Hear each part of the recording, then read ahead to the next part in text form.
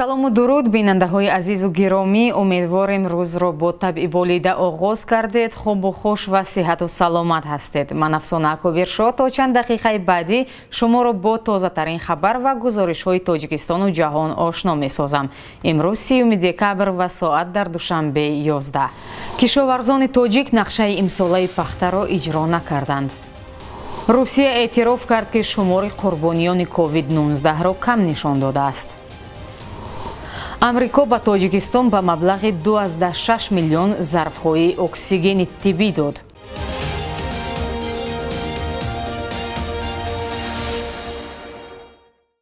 намояндагони вазорати кишоварзии Тоҷикистон рӯзи 29 декабр ба Радиои Озодӣ гуфтанд, ки имсол кишоварзони тоҷик 416,878 тонна пахта ҷамъ оварданд. Ин дар ҳолест, ки мувофиқи дурнамо ё нақшае, ки ҳукумат барои соли 2020 тасдиқ кардааст, истеҳсоли пахта бояд ба беш аз 420 000 тонна расонида мешуд. Соли гузашта зиёда аз 414 тонна пахта чида буданд. беш аз ҳама кишоварзони вилояти Хатлон пахта ҷамъ оварданд. Хирмани пахтаи ин вилоят 281 000 тонна ва вилояти Суғд 129 000 тонна будааст. Дар Тоҷикистон аксари кӯли пахта бо даст ва бо заҳмати кишоварзон, ки бештарашон занҳо ҳастанд, парвариш ва ҷамъоварӣ мешавад.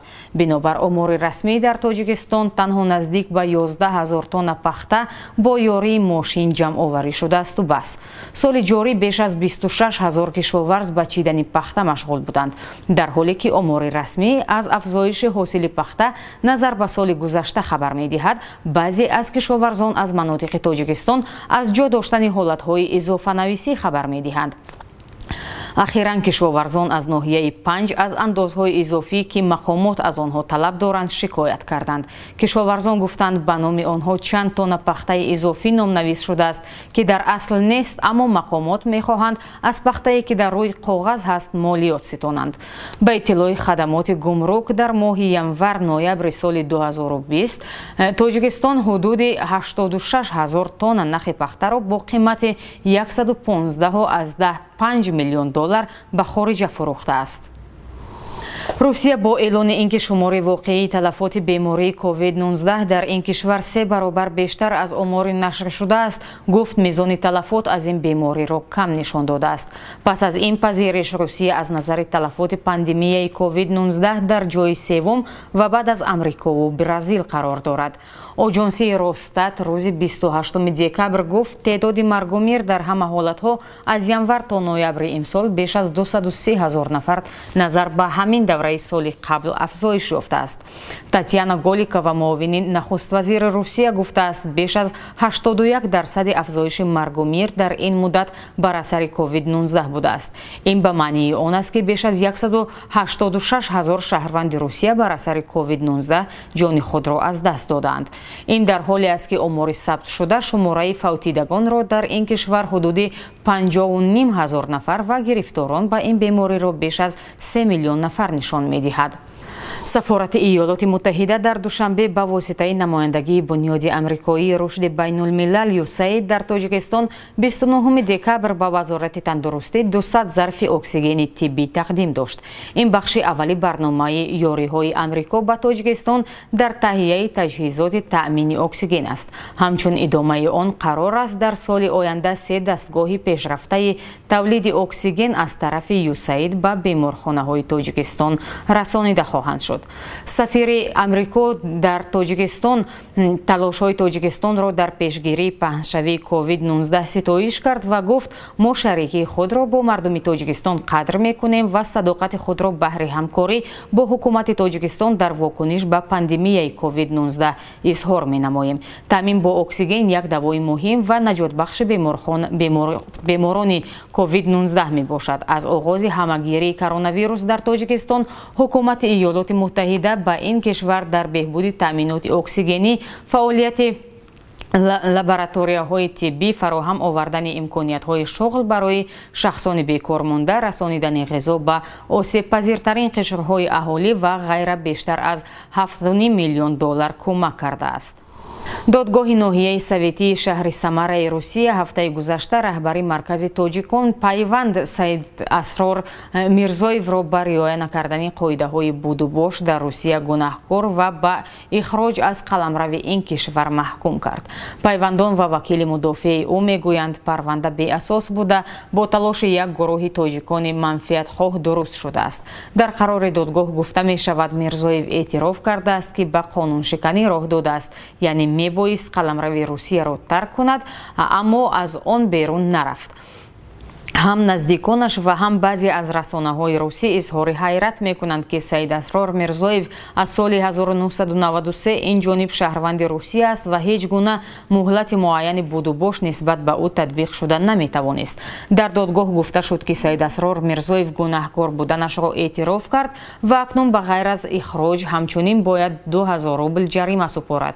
ӯро ба поймол кардани қонуни будубош дар Русия айбдор карда 2000 рубл ҷарима бастанд ва ба боздоштгоҳи муваққатии Талияти фиристоданд. Аз он ҷо муҳоҷиронро ба ватан мефиристанд.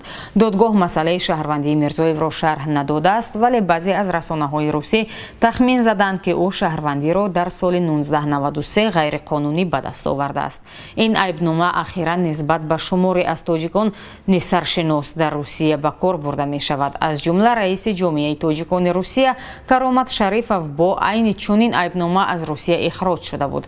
Саид Асрор Мирзоев ҳамчун раҳбари ҷомеаи Тоҷикистони Самара яке аз чеҳраҳои бонуфуз дар ин қисмати Русия шуморда мешавад. Дар ҳамин ҳол бародари Мирзоев боздошти ӯро кори дасти як гурӯҳ аз тоҷикони манфиатхоҳ медонад, ки аз истодагарии Саид Асрор Мирзоев барои дар дифоъ аз ҳуқуқи аробакашҳо норозӣ буданд. Муқимҷон Абдуфатоев, ҳаҷнивигори тоҷик ва раҳбари театр студияи Хандин Камон, ки 3 соли ахир низоми зиндагию фаъолияташро ба гардиш даромадани як навори фаҳшо ҳамзамон барканорӣ аз мудирии театри ба номи Пушкини шаҳри Бӯстон ва боз шудани парванда алайҳи ӯ бо иттиҳоми азони худкунонии маблағи театри мазкур барҳам зада буд, мегӯяд бо вуҷуди эҳёи дигарбораи гурӯҳи ҳаҷвияш дар ҳайати ҳунармандони нав пандемияи коронавирус монеи баромади онҳо дар саҳна гардид. Вале бо ин вуҷуд Муқимҷон афзуд, онҳо бо усули маҷозӣ корашонро пеш бурданд ва тавассути шабакаҳои иҷтимоӣ ба таври ҷудогона барномаҳои ҳаҷвӣ тақдим намуданд. Вай ҳамчунин аз моҷароҳое ки ба сараш омад ва шадидан азоби равонӣ кашид низ қисса кард ва гуфт, аз ин имтиҳони зиндагиву эҷодӣ сарбаландона гузашт. Аммо дар идома афзуд, омилони ба ин мушкилот дучор шудану бадномкунандагону бадхоҳонамро ба додгоҳи болои яъне худованд супоридам. Суҳбати бештар ва ҳаҷвҳои намакинро дар навори зер метавонед бубинед. Хушбахтона соле буд, ки мо як барномаеро таҳризӣ намудем, тайёр намудем, таҳия намудем, ки номаш як пиёла чой буд, ки тариқи шабакаи ютуб канали Пайки Суғд мо тақдим намудем. Гӯем соли таваллуди ҳамин барнома гардид. Яке ҳамин соли муши каломуш ки буд, ҳамин каломушиша карда боз ба ҳар ҳол ҳамин чиз шуд. шумо ведиинха рафтагиам, ведиинха. Хоб ҳамунҷа ба як тарабхона будааст. Тарабхонаҳое медонем, ки то бевақте кор мекунаду 3 та мушхона доштааст ҳамунҷа.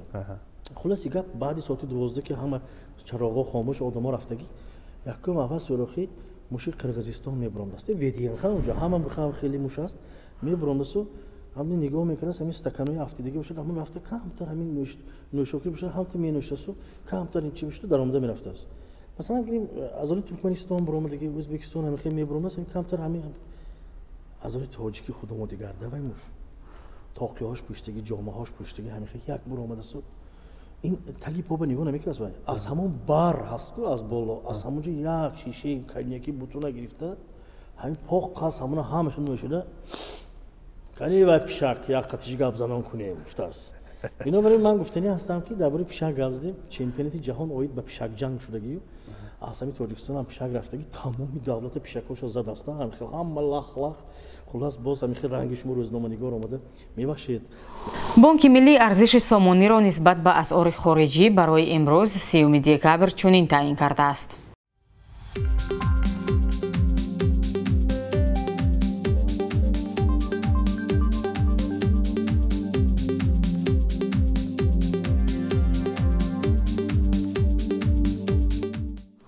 бинандаҳои гиромӣ, ин буд чанд хабари тоза дар барномаи навиди бомдодии радиои озодӣ. Хабару гузоришҳои бештарро дар таҳияи ҳамкоронамон аз сомонаи радиои озодӣ бихонед ва тамошо кунед.